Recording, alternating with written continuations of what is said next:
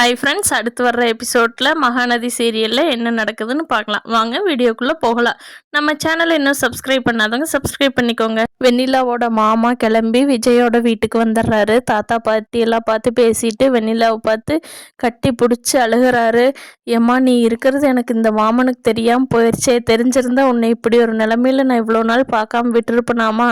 பரவாயில்லம்மா, இந்த விஜய் தம்பி நீ லவ் பண்ணி ஆனால் இந்த காலத்தில் எல்லாரும் விட்டுட்டு போயிடுறாங்க. அவரோட கல்யாணத்துக்கு அப்புறம் உன்னை கொண்டு வந்து வச்சு உன்னை சரி பண்ணி பார்த்துருக்காரு பாருமா. இந்த குடும்பத்துக்கு நீ ரொம்ப நன்றி கடன் பட்டிருக்கிறீமா அப்படிங்கிறாரு.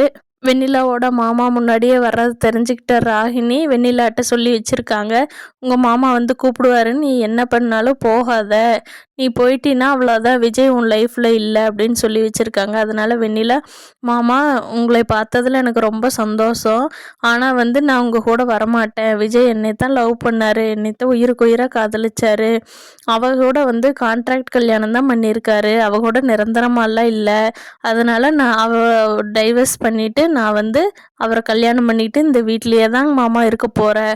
அதுக்கு நன்றி கடனை நான் தாத்தா பாட்டியில் நல்லா பார்த்துட்டு இந்த வீட்டில் தான் இருக்க போகிறேன்னு சொல்கிறாங்க. இங்கே நிவினோட வீட்டில் நிவினுக்கு யமுனாவுக்கு சண்டை வந்துடுது. அதை சண்டை கட்டிட்டு நிவின் வந்து வெளியில் கிளம்பி போயிடுறாரு. அப்போ யமுனா வந்து, நான் போய் அந்த காவேரி வச்சுக்கிறேன், அவளால் தான் எனக்கு இந்த பிரச்சனையே அப்படின்ட்டு அவங்க காவேரியோட வீட்டுக்கு கிளம்பி வர்றாங்க. உனக்கு தான் கல்யாணம் ஆயிடுச்சுல்ல காவேரி, அப்புறம் எதுக்கு இன்னும் எங்கள் லைஃப்பில் வந்து நிவினோட ஸ்பெண்ட் பண்ணிகிட்ருக்க? எனக்கு அவருக்கு இதனால் எத்தனை பிரச்சனை தெரியுமா? உன்னால் என் லைஃபே போயிருமோன்னு எனக்கு பயமாக இருக்குது காவேரின்னு யமுனா சொல்லிட்டு அழுகிறாங்க. அது காவேரி, ஒன்றும் பயப்படாத யமுனா, என் வயிற்றில் விஜயோட குழந்த வளருது, நான் ஹாஸ்பிட்டலுக்கு போய் பார்த்தேன், அதுக்கு தான் நிவினும் நாங்கன்னு அன்னைக்கு போனோம். நிவின்கிட்ட சொல்லியிருக்கிறேன், நீங்கள் யார்கிட்டும் சொல்ல வேண்டாம், நானே எல்லார்த்திட்டும் சொல்லிக்கிறேன் டைம் வர்றப்போன்னு சொல்லியிருக்கிறேன். அதுக்காகத்தான் அவரை கூட்டிகிட்டு நான் வெளியே போனேன்.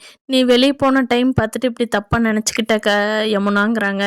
இதை கேட்டதும் தான் யமுனாவுக்கு கொஞ்சம் சமாதானம் ஆயிடுச்சு. தயவு செஞ்சு நீ அன்னைக்கு பண்ணின தப்பை பண்ணிடாதான், நம்ம வீட்டில் நான் டைம் வர்றப்போ பார்த்து சொல்லிக்கிறேன், இப்போ நீ போய் நிவினோட சந்தோஷமா இருன்னு காவேரி தாட்டி விட்டுறாங்க. காவேரி விஜய் கூட சேர்ந்து சந்தோஷமா வாழணும்னு நினைக்கிறவங்க இந்த வீடியோவை லைக் பண்ணுங்க. தேங்க்யூ.